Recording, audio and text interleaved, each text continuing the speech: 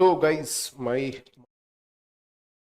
आज हम लोग करने वाले हैं इंग्लिश का पेपर प्रीवियस ईयर्स वाला वाईक्यू क्वेश्चन यार लास्ट ईयर 2022 में पूछे थे।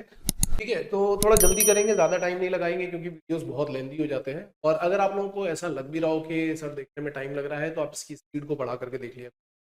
वैसे यहाँ पे ज़्यादा कुछ सॉल्व तो करना है नहीं, तो जल्दी ही हो जाएगा। तो ये क्वेश्चन नंबर 1 से स्टार्ट हुआ है, देखना शुरू करते हैं। यहाँ पे लिखा हुआ है he has he dash his foot playing football last week. पिछले हफ्ते की बात करी जा रही है, तो पिछले हफ्ते की बात करी जा रही है तो सीधी सी बात है कि ये पास्ट में चला गया है। पास्ट में चला गया तो हम क्या बोलेंगे, ही इंजर्ड। ठीक है, इसके बाद नेक्स्ट पे आते हैं।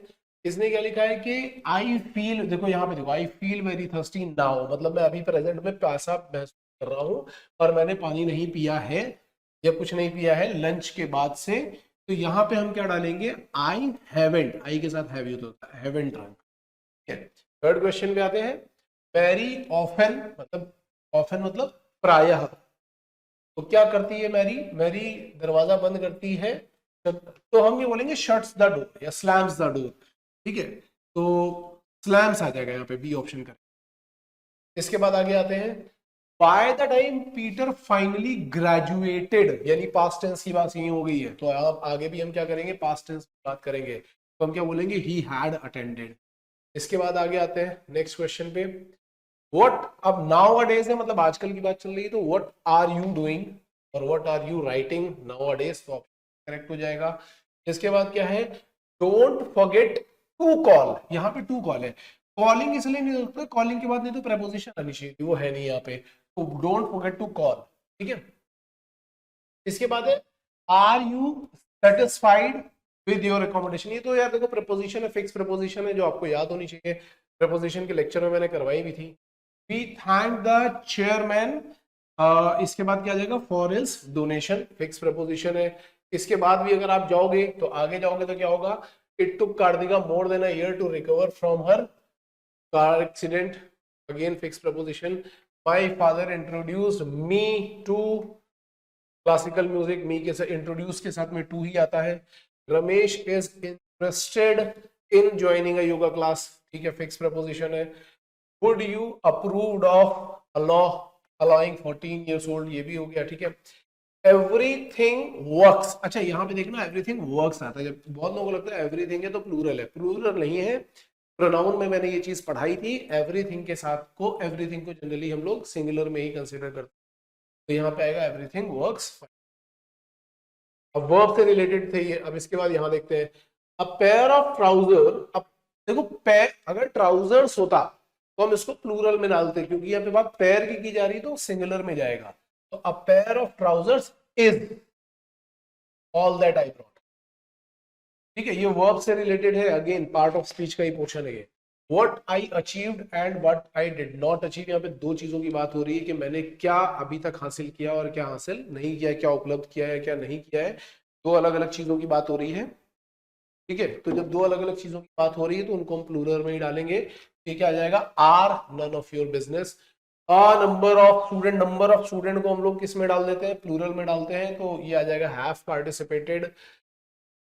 पुलिस, देखो पुलिस को क्या होता है, पुलिस को सिंगुलर और प्लूरल दोनों में डाला जा सकता है। जब हम पुलिस डिपार्टमेंट की बात करते हैं तो ये सिंगुलर में आ जाता है, लेकिन जब हम पुलिस पर्सनल्स की बात करते हैं, पुलिसमैन की बात करते हैं, तो वो प्लूरल में आ जाता है। तो वहां पे खड़े हुए हैं, तो इसका मतलब क्या है कि कुछ लोग खड़े हुए हैं वहां पे, कुछ लोग खड़े हुए हैं, तो ऑब्वियस सी बात है कि हम क्या बोलेंगे, वाई आर। फिर इसके बाद ये सेंटेंस कंप्लीट करना, आई वॉज फ्राइटेंड, मतलब पहले की बात हो रही है, तो वॉजंट आई इसके साथ बिल्कुल फिक्स बैठता है। इसके बाद आगे आते हैं, यहाँ पे क्या है, यहाँ पे देखो उसने पूछा है active passive. Ahmed won the match, Ahmed won the match यानी उसने जीता था, तो इसका जब हम पैसिव बनाएंगे तो द मैच पहले आ जाएगा। अब क्योंकि ये पास्ट इंडेफिनिट का केस था, तो यहाँ वॉन की जगह पर वॉज आ जाएगा। ठीक है, तो the match was won by Ahmed, D option correct है। इसके बाद दूसरे में आओ, vitamin C is absorbed by the human body, already passive में ही है, तो हम क्या बोलेंगे, the human body absorbs vitamin C. तो इसका ऑप्शन बी करेक्ट हो जाएगा। फिर इसी तरीके से नेक्स्ट पे आएंगे, तो चाइल्ड आर्म्स वो सोलन, ये तो सब में सेम ही है। अब मेन यहाँ पे काम हो रहा है, he had been stung by a bee, had been stung by a bee, इसका मतलब क्या है कि ये उस फॉर्म में दिया हुआ है, पैसिव फॉर्म में एक्टिव में लाओगे तो हम क्या बोलेंगे, अ बी हैड स्टंग, क्योंकि हैड बीन चल रहा है तो हैड बन जाएगा, तो a B had stung him, B option correct आ जाएगा। ठीक है, has she completed the debut novel, तो हैज शी कंप्लीटेड, तो अब यहाँ पे क्या होगा, क्योंकि ये इंटरोगेटिव है तो हैज ही रहेगा। अब होगा क्या, has the debut novel been, क्योंकि हैज को हैज बीन में हैव बीन कन्वर्ट कर सकता है, कंप्लीटेड बाय हर, तो होना चाहिए, या बाय हर नहीं भी लिखा है तो भी चलेगा, कुछ गलत नहीं है उसमें, बाकी सब में तो गलत लिखा हुआ है actually. Is the teacher explaining the assignment, again interrogative form में और इज की बात हो रही है तो यहाँ पे हो जाएगा असाइनमेंट से ही शुरू होगा, लेकिन जब इज आ रहा है एक्सप्लेनिंग आ रहा है तो यहाँ पे बीइंग का यूज होना चाहिए, तो क्या होगा, is the assignment being explained by the teacher, option correct आएगा। I will be confused by the instruction on the box for taking the medicine. I will be confused by passive form में दिया हुआ है, तो अब यहाँ पे क्या होगा, the instruction on the box for taking the medicine will confuse, और ए ऑप्शन बिल्कुल करेक्ट है। ठीक है, इसके बाद आ जाते हैं आगे। अब ये वन वर्ड सब्स्टिट्यूशन वाली चीजें हैं। कैपिटलिज्म किसको कहा जाता है, तो आपको पता है, जहां पे पूंजीपति पूंजीवाद से रिलेटेड है, जहां पे पूंजीपति लोग होते हैं तो वहां पे कैपिटलिज्म चल रहा होता है, तो इसका ऑप्शन ए अच्छी तरीके से देख लो। एक ऐसा सिस्टम जहां पे ट्रेड और इंडस्ट्री प्राइवेट ओनर के द्वारा रन की जाती है, कंट्रोल की जाती है। इंक्विजिटिव कौन होता है, इंक्विजिटिव कौन होता है, जो question, who wants to ask question, तो बोलते हैं इंक्विजिटिव। इसके बाद क्या है, इडियोसिंक्रेसी। ठीक है, अब ये देखो, ये कुछ कुछ वर्ड ऐसे होते हैं, मतलब ये मुझे भी नहीं पता था एक्चुअली, कुछ कुछ वर्ड ऐसे होते हैं जो अपने को नहीं पता होते, तो इनको तुम याद करो। और दूसरी बात ये कि जितना तुम वोकैब रिवाइज करोगे, मैं बार बार बोलते रहता हूँ कि वोकैब तो डेली रिवाइज करना है। ठीक है, तो अब जो ये कौन होता है, ये बंदा, अब मोड, बंदा तो खैर नहीं है ये, अब मोड ऑफ बिहेवियर है, ये बिहेवियर करने का एक तरीका है, पिक्यूलियर टू एन इंडिविजुअल, इसको बोलते हैं। मुझे इसका मीनिंग नहीं पता था, मैंने बाद में देखा। हाँ, लेकिन काफी सारे ऐसे हैं जो पता थे, जैसे कार्डियोलॉजी हार्ट से रिलेटेड होता है, क्लियरली दिखाई पड़ रहा है हार्ट से रिलेटेड है, ए ऑप्शन करेक्ट हो जाएगा। पेसिमिस्ट कौन होता है, जो निराशावादी होता है। ठीक है, तो हमेशा वो सोचता है कि मेरे साथ कुछ गलत होगा, गलत होगा। आज के टाइम पे आप देख रहे होगे काफी सारे बच्चे पेसिमिस्ट ही होते हैं, उनसे अगर बोल दो भाई तुम्हारी रैंक पता है 100 में आ जाएगी, हाँ 100 में आ जाएगी, ऐसा कैसे हो जाएगा। या अभी आपने कुछ दिनों पहले देखा होगा, मैंने एक वीडियो डाल दिया था, तो पेसिमिस्ट लोगों की लाइन लग गई थी नीचे, जब मैंने बोला था कि वो पेपर पैटर्न चेंज हो गया है। फिर उसके अगले दिन मैंने डाला कि भाई नहीं नहीं, वो इन्फॉर्मेशन मेरे पास ऐसे ऐसे आई थी। किसी किसी बच्चे ने उस पेपर के लिए ये भी बोला था कि सर वो 2013 का पेपर है। मेरा मिस्टेक ये था कि मतलब मुझे एक गलत आइडिया था कि आईएमयू जो है वो 2013 में फॉर्म हुआ है, एक्चुअल में वो 2008 में फॉर्म हुआ था। एंड मैंने पता नहीं कहीं बहुत पहले किसी के साथ डिस्कशन किया था, तो मेरे दिमाग में वो आइडिया चल रहा था। बट कई लोगों ने कमेंट में कुछ कैसे भी किए, बट ठीक है, उससे मुझे एक आइडिया तो मिल ही गया कि हाँ 2008 में स्टार्ट हुआ था। एक बच्चे ने मुझे इंस्टाग्राम पे पिक्चर भी भेजा था कि सर वो जो आपने पेपर पैटर्न की बात डाली है, वो पेपर पैटर्न अभी का नहीं है, वो 2013 का है। ये तो हालांकि मुझे भी पता था कि पहले ऐसा पेपर आया है, मैंने उसमें बताया भी था कि पहले पहले ऐसा ही पेपर आता था, बट अभी जब मैं गूगल पे चेक कर रहा था तो कुछ नया नहीं दिखा रहा था। फिलहाल मैं आपको कंफ्यूज नहीं कर रहा हूँ, मैं तो आपको ये बोल रहा हूँ कि अगर आप उस पेपर पैटर्न के हिसाब से भी जाओगे और आपको 40-40-20 वाला मिल जाता है, तो बेनिफिट तो आपका ही है, तैयारी आप पूरी तरीके से करके जाओ। ठीक है, और हाँ, जीके पे बहुत ज्यादा फोकस मत करना, ज्योग्राफी जरूर थोड़ी सी देख करके जाना चाहो। Okay, now coming back to this, तो जो पैसिमिस्ट से ही मुझे सारी चीजें याद आ गई। पैसिमिस्ट लोग जो होते हैं ना, वो उनको छोटी सी भी चीज दिखाई पड़ती है तो उसमें उनको प्रॉब्लम दिखनी शुरू हो जाती है। निराशावादी लोग होते हैं, तो ये कौन होते हैं, someone who never believes the good thing will, उनको ये लगता ही नहीं कि उनके साथ कुछ अच्छा हो सकता है, उनको लगता है कि अगर कोई बदलाव हुआ तो खराब ही। ये है पेसिमिस्ट लोग, तो don't be pessimist, be optimist. Pragmatic generally वो होते हैं जो प्रैक्टिकल मैटर्स में बात करते हैं, most of the time concern with practical matters, बोलते हैं प्रैग्मेटिक। इसके बाद आगे आते हैं एरोनियस इंफॉर्मेशन। तो अब यहां पे देखना है, वो बोल रहा है choose the word expression nearest. Nearest का मतलब क्या है कि जो एकदम सिनोनिम टाइप का होगा। एरोनियस वर्ड जो है वो एरर से रिलेटेड होता है, एरर मतलब गलती, तो वो अगर आप ध्यान से देखोगे तो रॉन्ग इससे सबसे ज्यादा मैच करता हुआ दिखाई पड़ता है। इसके बाद आगे आते हैं, यहाँ पे लिखा हुआ अलॉटिंग हाउसेस, हाउस अलॉट किए जा रहे हैं और वो भी कहाँ, कंपनी में ही अलॉट किए जा रहे हैं। तो कंपनी अपने एम्प्लॉयज को शेयर करती है, एक्चुअली ये शेयर से ज्यादा मैच करता हुआ दिखाई पड़ता है, डोनेशन और सेलिंग से तो नहीं। नोशन जो होता है वो बेसिकली आइडिया को बोलते हैं, लेकिन अगर हम यहां देखेंगे तो नोशन थॉट से सबसे ज्यादा मैच कर रहा है। बाकी तो डॉगमा से तो बिल्कुल ही मैच नहीं कर रहा है। फेथ और कन्विक्शन काफी स्ट्रॉन्ग वर्ड है, नोशन के साथ वो मैच नहीं करते। तो थॉट सबसे सही जा रहा है यहाँ पे। सीरीन वर्ड जो होता है ना, in the morning nature appear serene, serene मतलब काफी शांत। तो सीरीन का जो मीनिंग होता है वो ट्रैंक्विल से बहुत ज्यादा मैच करता हुआ है। तो सीरीन का ट्रैंक्विल करेक्ट ऑप्शन होना। सॉब, सॉब जो है ये रोना, जनरली जो नहीं सुबकते हैं लोग धीमे से, उसको बोलते हैं सॉब। तो सॉब रोने से रिलेटेड है। अब रोने से रिलेटेड थोड़ा क्राई भी रोने से रिलेटेड है, इसलिए करेक्ट ऑप्शन है यहाँ पे।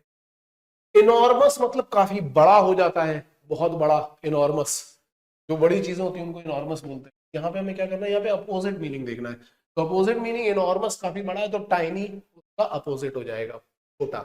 एक्सोडस, एक्सोडस क्या होता है, जब बहुत लोग, मास एक्सोडस मतलब बहुत सारे लोग एक जगह से पलायन कर जाते हैं। जैसे आपने सुना होगा कश्मीर फाइल के टाइम से, मैं कश्मीर में था भी 2004 से 8 के बीच में, मैंने बीटेक वहीं एनआईटी श्रीनगर से किया। उससे ही कुछ साल पहले ऐसा हुआ था, तो मैंने वो काफी देखी भी थी कि लोग कश्मीरी पंडित वहां से एक जगह से निकल करके दूसरे, उसको बोलते हैं एक्सोडस। और जब बहुत सारे लोग आकर के उस जगह पर बस जाते हैं, उसको हम क्या बोलते हैं, उसको बोलते हैं इनफ्लक्स। तो इसका करेक्ट ऑप्शन होगा इनफ्लक्स। श्रिंक मतलब सिकुड़ जाना, ये तो बहुत लोगों ने सुना होगा। तो फैल जाना मतलब एक्सपैंड।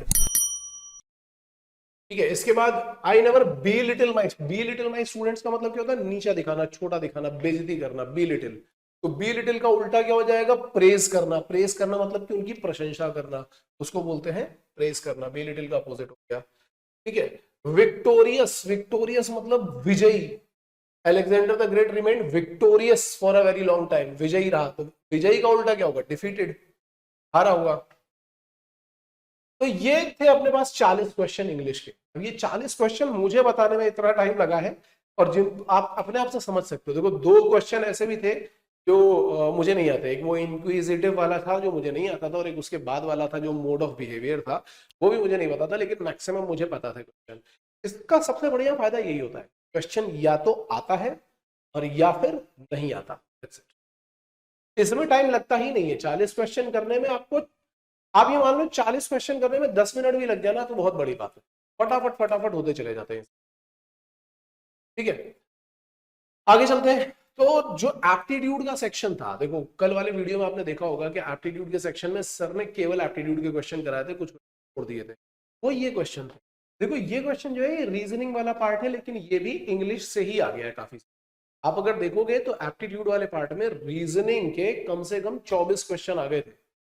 24 क्वेश्चन काफी सारे क्वेश्चन होते हैं। ठीक है, 40 में से अगर 24 रीजनिंग के आ जाए तो, और उनमें से काफी सारे इंग्लिश के थे। अब जैसे ये एनोलॉजी बोली जाती है, फूड इज टू हंगर, इसमें क्या होता है, एक रिलेशन बनाना होता है कि जब भूख लगती है तब हम खाना खाते हैं, तो इसी तरीके से जब थकान होती है तो हम सोते हैं। तो इसका करेक्ट ऑप्शन सी हो जाएगा। टीडियस इज टू बोरिंग, जब कोई काम टीडियस हो जाता है तो हम बोलते हैं कि ये बोरिंग हो गया है। इसी तरीके से वो पुअर टू पावर्टी हो जाएगा। ठीक है, सिजर्स इज टू क्लॉथ, जो कैंची होती है वो कपड़े को काटने के लिए काम आती है। ठीक है, तो सीजर्स जो है एक तरीके से देखा जाए तो इंस्ट्रूमेंट है कपड़े को काटने के। इसी तरीके से एक्स एक इंस्ट्रूमेंट है, एक्स मतलब कुल्हाड़ी, लकड़ी को काटने के लिए। बाकी और कोई मैच नहीं कर रहा है।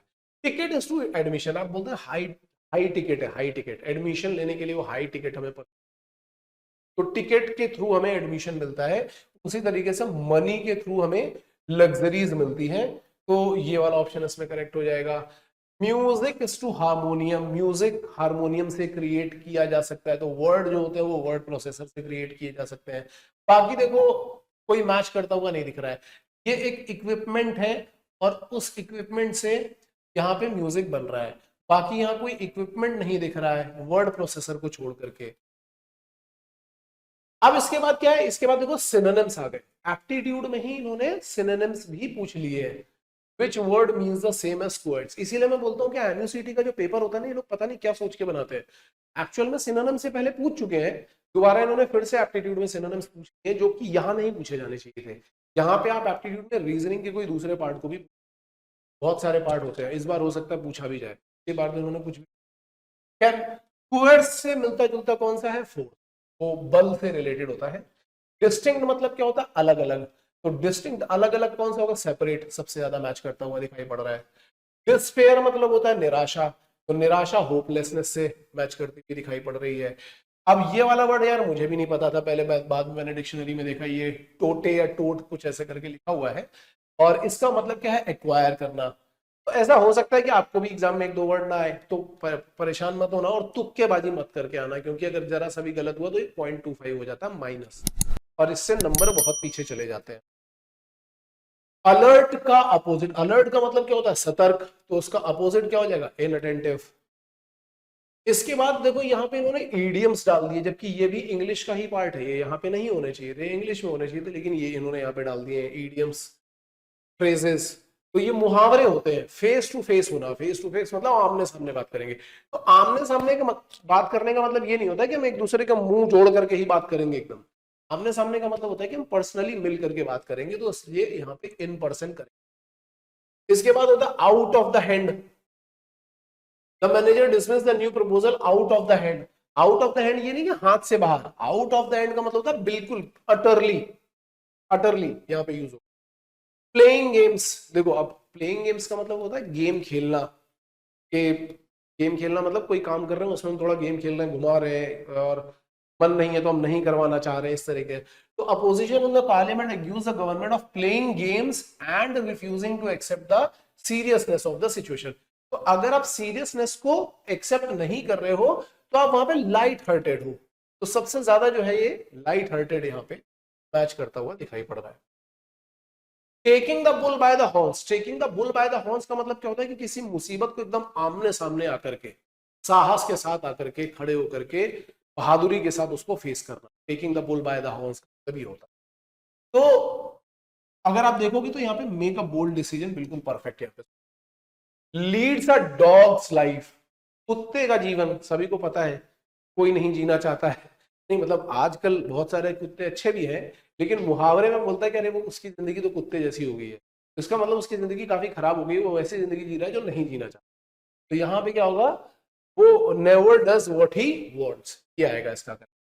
अब इसके बाद इन्होंने रीअरेंजमेंट डाल दिए। अगेन अगर आप देखोगे तो ये इंग्लिश वाला ही पार्ट है, और पता नहीं इन्होंने क्या खाया था जिसके बाद इन्होंने ये पेपर बनाया है, क्योंकि आप देखोगे पहले 56 question, even not only 56 question, अभी आगे जाकर के देखोगे कहाँ खत्म हो रहे, इतने क्वेश्चन इन्होंने इंग्लिश से ही उठा करके डाल दिए। ठीक है, हालांकि ये करना नहीं चाहिए था इनको, यहाँ पे एनालॉजी तक तो चलो समझ में आता है, लेकिन एनालॉजी के बाद आप कोडिंग डिकोडिंग डाल सकते हो और दूसरी चीजें भी डाल सकते हो, बट पता नहीं क्या सोच करके डाले ही जा रहे थे, डाले। लास्ट ईयर का पेपर इन्होंने बहुत ही मतलब अजीब सा बनाया था, आप यहाँ पे देख ही रहो। और फिजिक्स में भी पूरा का पूरा 12th उठा करके डाल दिया था, कमेंट सेक्शन में भी आप बोल ही रहोगे सर ऐसा पेपर आता है, ऐसा पेपर है। मैथ का पेपर काफी इजी, लेकिन इस बार का पेपर इजी होगा ऐसा जरूरी नहीं है, डिफिकल्ट भी हो सकता है, तो गेट रेडी फॉर दैट। और मैंने दूसरा मैथ्स का पीवाईक्यू डाल दिया है, तो वो भी देख लो, उसका लेवल थोड़ा सा ऊपर है, अच्छा लेवल है उसका, उसको ध्यान से देख लो। ओके, सो अब इसमें बच्चे बहुत कंफ्यूज होते हैं कि सर ये कैसे करें। यहाँ पे ये 4 टुकड़े में एक सेंटेंस डाल दिया गया है, इसका बहुत आसान तरीका होता है, आप ऑप्शन से उठा के देखते हो। यहाँ पे क्या लिखा है, एसीबीडी, चलो एसीबीडी अरेंज करते हैं। एक है when she lost her passport her hopes of were shattered. Of के बाद वर्ड शैटर्ड बिल्कुल मैच नहीं कर रहा, हो ही नहीं सकता, वहां पे ऑफ के बाद वर आ ही नहीं सकता, यानी ये गलत है, बी करते हैं। सीडीबीए, सीडीबीए से her hopes of settling in the US were shattered when she lost her passport, बिल्कुल सही चीज है, बिल्कुल मैच करता हुआ दिखाई पड़ रहा है, बी ऑप्शन करेक्ट है। इसी तरीके से आगे चलते हैं, अब यहां पे भी देखेंगे again ABCD is the only thing that I have ever craft personal. अब यहाँ पे आई हैव एवर क्राफ्ट तक तो ठीक लग रहा था, मैच करता हुआ बन सकता था, लेकिन फिर पर्सनल लाइब्रेरी एट होम ये समझ ही नहीं आ रहा है, ये उसके आगे मैच नहीं कर रहा है। तो अब आप बी पे आ जाओ, डीसीएबी, डीसीएबी A privileged access to the personal library at your home is the only thing that I have ever. बिल्कुल परफेक्ट मैच, बिल्कुल।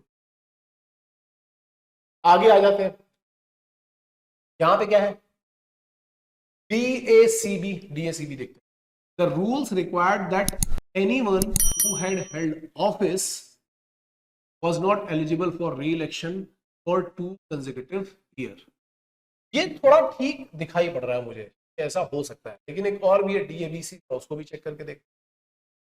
The rules required that anyone, अच्छा मैंने DABC ही पढ़ लिया था, सॉरी। हाँ, the rules required that anyone who had held office for 2 consecutive years was not eligible for re-election. अब ये ज्यादा सेंस बनाता हुआ दिखाई पड़ रहा है, क्यों? क्योंकि वो क्या बोल रहा है कि rules required that anyone who had held office for 2 consecutive years, मतलब कि कोई ऑफिस को होल्ड करता है लगातार 2 साल के लिए, तो वो री इलेक्शन के लिए एलिजिबल नहीं होगा। ये बिल्कुल परफेक्ट, हालांकि पहले वाला भी देखोगे तो कुछ मेक सेंस कर रहा है, लेकिन परफेक्ट मेक सेंस जो है वो बी ऑप्शन से ही आ रहा है। इसी तरीके से इधर आ जाओगे, इधर आओगे तो उसमें क्या लिखा हुआ है, सो अच्छा यहां पे ऑप्शन है CDAB, तो सी से Arvind has stolen Arun's purse, so he ran once he saw the police। ठीक है, अरविंद ने अरुण का पर्स चुराया, इसलिए जैसे उसने पुलिस को देखा भाग गया, बिल्कुल करेक्ट है, इस वाली बात ही नहीं है। तो इस तरीके से मेरे ख्याल से ये वाले जो भी आपको दिखाई पड़ रहे होंगे, ये बहुत आराम से आप ये वाला अपनी तरफ से बना के देख सकते हो।